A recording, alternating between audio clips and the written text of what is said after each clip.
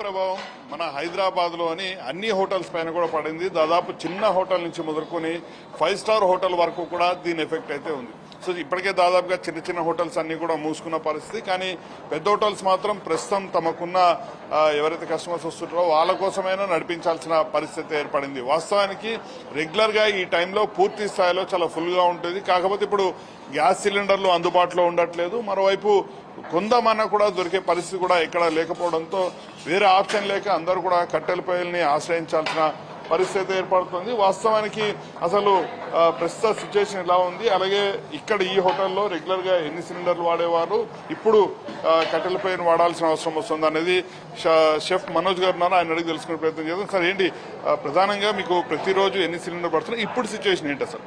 Sir ప్రస్తుతానికైతే మేము ఇది బట్టీలు ఇట్లా బట్టీల మీద చేసుకుంటున్నాము. ఇంతకుముందు గ్యాస్ మీద చేసేది.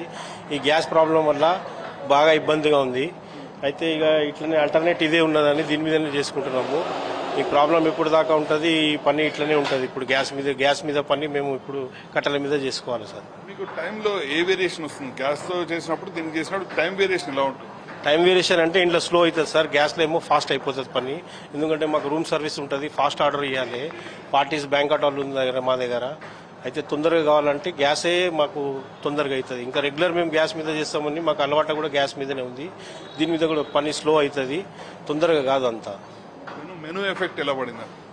మెనూ అంటే సార్ ఇప్పుడు ఏంటంటే ఇప్పుడు కొన్ని ఐటమ్స్ ఎట్లుంటాయంటే గ్యాస్ ఇప్పుడు మేము ఉన్న గ్యాస్ కూడా వాడేసినామంటే మాకు తర్వాత ప్రాబ్లం అవుతుంది అనేసి మన మెనూ కూడా షార్ట్ చేసేస్తున్నాం. ఏదైతే ఈజీ ఐటమ్లు అవుతున్నాయి అవే అవైలబుల్గా ఇస్తున్నాం సార్. అది ఇంకా ఎంప్లాయీస్ పరంగా కూడా ఇంతకుముందు చాలా మంది ఎంప్లాయీస్ చాలా ఫాస్ట్ చేసే పరిస్థితి, ఇప్పుడు ఆ పరిస్థితి కూడా కనిపించట్లేదు. అదే సార్, ఇది ఇప్పుడు గ్యాస్ వల్లనే అన్ని ప్రాబ్లమ్స్ వస్తున్నాయి. ఇప్పుడు మేము ఉన్న గ్యాస్ వాడేసినామంటే వేరే దానికి ఇబ్బంది అయిందని ఇప్పుడు మేము ఆల్టర్నేట్ ఇది ఇట్లా కట్టెల పొయ్యి కానీ కోల్ పొయ్యి కానీ ఇలాంటివి యూజ్ చేస్తున్నాము. దీంతో మామూలుగా ఒక వంట చేయాలంటే ఎంత టైం పడుతుంది? అంటే డబల్ టైం పడుతుంది సార్. ఇప్పుడు మనకు 1 అవర్లో అయ్యే పని 2 అవర్స్ 2.5 అవర్స్ పడుతుంది అండి. ఇది స్లో అవుతుంది కొంచెం ఇంట్లో పని, చాలా స్లో అవుతుంది ఇంట్లో.